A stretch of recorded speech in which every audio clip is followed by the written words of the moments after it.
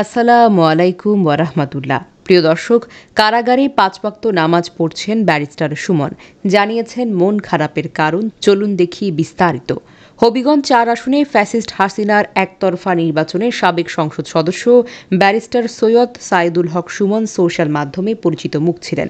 নিজ এলাকার উন্নয়ন, নানা অসঙ্গতি কিংবা খেলাধুলার খবর সবকিছুই তিনি জানাতেন সোশ্যাল মাধ্যমে। বলা চলে তার সঙ্গী ছিল মোবাইল। কিন্তু কারাগারে থাকার কারণে ব্যারিস্টার সুমনের কাছে নেই কোনো মোবাইল ফোন। তার ৫ ওয়াক্ত নামাজ এবং পত্রিকা পড়েই কারাগারে সময় কাটছে ব্যারিস্টার সৈয়দ সাইদুল হক সুমনের। বিষয়টি জানিয়েছেন তার দীর্ঘদিনের সহকর্মী এবং chamber partner M Liton Ahmed. তিনি ব্যারিস্টার সুমনের সঙ্গে দেখা করে গণমাধ্যমকে জানিয়েছেন পুরাই বদলে গেছেন ব্যারিস্টার সুমন। ৫ ওয়াক্ত নামাজ পড়ছেন, কারাগারে ঘুম থেকে ওঠেন ফজরের আজানের আগেই। আইনজীবী লিটন আহমেদ আরও বলেন, ব্যারিস্টার সুমনের জেল সঙ্গী হলেন সাবেক খাদ্যমন্ত্রী সাধন চন্দ্র মজুমদার এবং সাবেক প্রধানমন্ত্রী শেখ হাসিনার মুখ্য সচিব ও জাতীয় রাজস্ব বোর্ডের সাবেক চেয়ারম্যান নজিবুর রহমান। এদের দুজনের সঙ্গে একই রুম শেয়ার করতে হয় ব্যারিস্টার সুমনকে। সঙ্গে রয়েছেন এক সাবেক পুলিশ কর্মকর্তাও। জেলে ডিভিশন পেয়েছেন আলোচিত এই ফেসবুক সেলিব্রিটি। তবে ব্যারিস্টার সুমন কষ্টে আছেন তার সঙ্গে মোবাইল ফোন না থাকায়। কারণ আগে সার্বক্ষণিক মোবাইলে নিজের অ্যাকাউন্টে যেতেন, এখন সেটি একেবারেই বন্ধ। ব্যারিস্টার সুমনের আইনজীবী লিটন আহমেদ বলেন, কারাগারে ২টি জাতীয় পত্রিকা পান সুমন, যার খুঁটিনাটি পড়ে নেন এবং দিন পার করেন তিনি।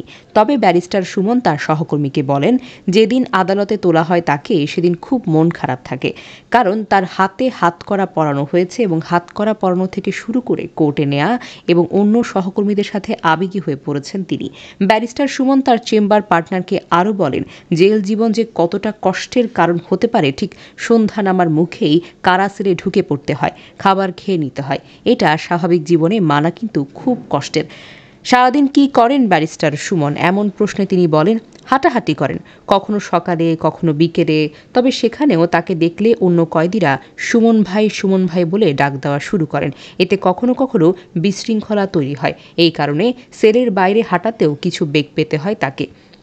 গত ৫ আগস্টের আগে এবং পরে যে কয়েকজন এমপি মন্ত্রীর দেশ ছাড়ার খবর বেরিয়েছিল তার মধ্যে ব্যারিস্টার সুমনেরও নাম ছিল।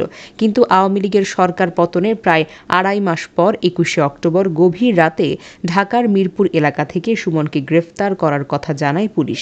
এরপর সেই মামলায় রিমান্ডে নেওয়া হয় তাকে। এখন পর্যন্ত তার বিরুদ্ধে ৬টি মামলা রয়েছে।